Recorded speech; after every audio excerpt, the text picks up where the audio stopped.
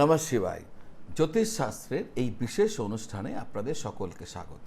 দর্শক বন্ধু, 28শে নভেম্বর 2025 থেকে শনিদেব মার্গী হয়েছেন।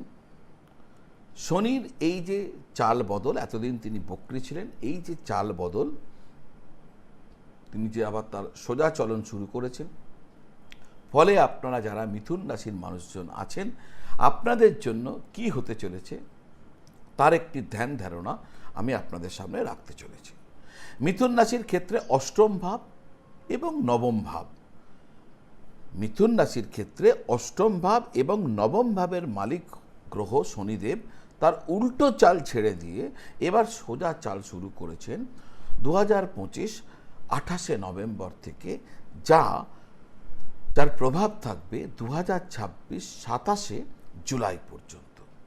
তো কি হতে চলেছে, কি প্রভাব হবে নিশ্চয়ই বলবো, কিন্তু তার আগে আপনারা যারা আপনাদের জন্মপত্রিকা আমাকে দেখাতে চাইছেন, জ্যোতিষীয় নানা প্রতিকার প্রতিবিধান, কি করবেন, কিভাবে কি করবেন, সমস্ত কিছু নিয়ে আলোচনা জানতে চাইছেন, জ্যোতিষীয় যে কোনো প্রশ্নের উত্তর খুঁজছেন, আপনারা চাইলে আমার সাথে অনলাইন পদ্ধতির দ্বারা বা চেম্বারে এসে সরাসরি যোগাযোগ করে আপনাদের যাবতীয় জ্যোতিষ জিজ্ঞাসার উত্তর পেয়ে যেতে পারবেন। সমস্ত বিষয়টি জানা বা বোঝার জন্য স্ক্রিনের নিচে যে নাম্বার দেওয়া আছে 9830564500, ওই নাম্বারে যোগাযোগ করবেন। আমার অফিস থেকে বলে দেবে কিভাবে আপনারা আমার সাথে কানেক্ট হতে পারবেন। তো দর্শক বন্ধু, আসা যাক মূল আলোচনায়। মূল আলোচনা হচ্ছে শনিদেবের এই যে চাল বদল, তার যে সোজা চাল কি হতে চলেছে। শনিদেব অষ্টম ভাব এবং ভাগ্য ভাবের অধিপতি হয়ে আপনার কর্মের ঘরে এসে বসেছে। শনিদেব যখন মার্গী হন তখন যে সমস্ত কাজ আটকে ছিল সেই সমস্ত কাজে গতি দেখা যায়, দেরিতে হলেও কাজে উন্নতি ঘটে। ভাগ্যভাবের অধিপতি হয়ে শনিদেব আপনার কর্মের ঘরে, ফলে আপনি কর্মক্ষেত্রে নিশ্চিতভাবে ভাগ্যের পূর্ণ সমর্থন পেতে চলেছেন। অর্থাৎ কাজের ক্ষেত্রে ভাগ্য সব সময় আপনার এবার সাথে থাকতে চলেছে। আপনার জন্য আপনার কাজের ক্ষেত্রটি যথেষ্ট ভালো হতে চলেছে। আপনার কর্মক্ষেত্রে প্রফেশনালভাবে সাফল্য পাওয়ার পাশাপাশি কর্মক্ষেত্রে আপনার দায়িত্ব বৃদ্ধি পেতে পারে এবং কর্মক্ষেত্রে আপনার উল্লেখযোগ্য পরিবর্তন ঘটতে পারে।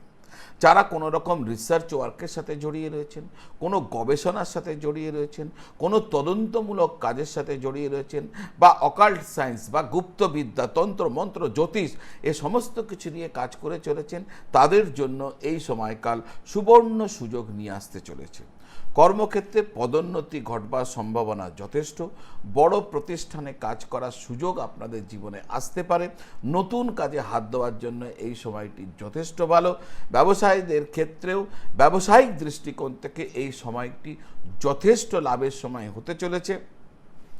যারা বিদেশে বা বিদেশ কেন্দ্রিক কোনো কাজের সাথে যুক্ত হয়েছেন বা হতে চাইছেন, তারা এই সময়কালে যথেষ্ট সমর্থন পাবেন। যাদের ক্ষেত্রে এতদিন হাসপাতালজনিত খরচ একটা চিন্তার কারণ হয়ে উঠেছিল, একটা সমস্যার কারণ হয়ে উঠেছিল, তাদের ক্ষেত্রে একটা স্বস্তি তারা দেখতে পাবেন এই সময়কালে। যাদের মামলা মোকদ্দমা চলছিল আর এই নিয়ে যথেষ্ট সমস্যা, চিন্তা, দুশ্চিন্তা ভোগ করতে হচ্ছিল, দেখবেন অনেকাংশে স্বস্তি পেয়ে গেছেন, সমস্যা অনেক কম হতে শুরু করে দিয়েছে। যারা গাড়ি বাড়ি ইত্যাদি কেনার চেষ্টা করছিলেন আর হচ্ছিল না, এই সময়কালে তাদের চেষ্টা সফল হতে পারে। মায়ের স্বাস্থ্যে যদি কোনো সমস্যা চলছিল, সেই সমস্যাও কম হয়ে যাবে। আপনার নাম সম্মান বৃদ্ধি পাওয়ার সম্ভাবনা যথেষ্ট। যাদের পৈতৃক সম্পত্তি নিয়ে কোনো সমস্যা চলছিল, বাদ বিবাদ চলছিল, তাদের এই সমস্যার সমাধান হয়ে যাবে। যারা রাজনীতিতে রয়েছেন তাদের প্রতিষ্ঠা বাড়বে এই সময়কালে। দাম্পত্য ক্ষেত্রে তালমিল যথেষ্ট ভালোভাবে বজায় থাকবে। অনেকের ক্ষেত্রে প্রেম বিবাহের দিকে এগিয়ে যেতে পারে। এবার প্রশ্ন হচ্ছে, এই যে এত ভালো ভালো ঘটনাগুলি আপনাদের সামনে রাখলাম মিথুন রাশির মানুষদের জন্য, সমস্ত মিথুন রাশির মানুষদের জন্যই কি এই রকম হতে চলেছে? তাহলে আমার উত্তর হবে না। যদি আপনার জন্মপত্রিকাতে, আপনি মিথুন রাশি, কোনো অসুবিধা নেই, কিন্তু আপনার জন্মপত্রিকাতে যদি 6 নম্বর, 8 নম্বর, 12 নম্বর করে শনিদেব বসে আছেন, বা মেষ রাশিতে শনিদেব বসে আছেন, 6, 8, 12তে শনিদেব উচ্চ হয়ে বসে থাকলেও কোনো লাভ হবে না। যদি 6-8-12-তে শনিদেব বসে থাকেন, মেষ রাশিতে শনিদেব বসে থাকেন, তাহলে এই ভালো ভালো কথাগুলো আপনার জন্য নয়। তো দর্শক বন্ধু, আজ এই পর্যন্ত। যদি আমার এই কন্টেন্ট, এই রিসার্চ ওয়ার্ক আপনাদের জন্য ভালো লাগে, তাহলে আপনার আত্মীয় বন্ধু বান্ধবদের সাথে এই ভিডিও শেয়ার করে দেবেন, তাদের এই তথ্য কাজে লাগতে পারে।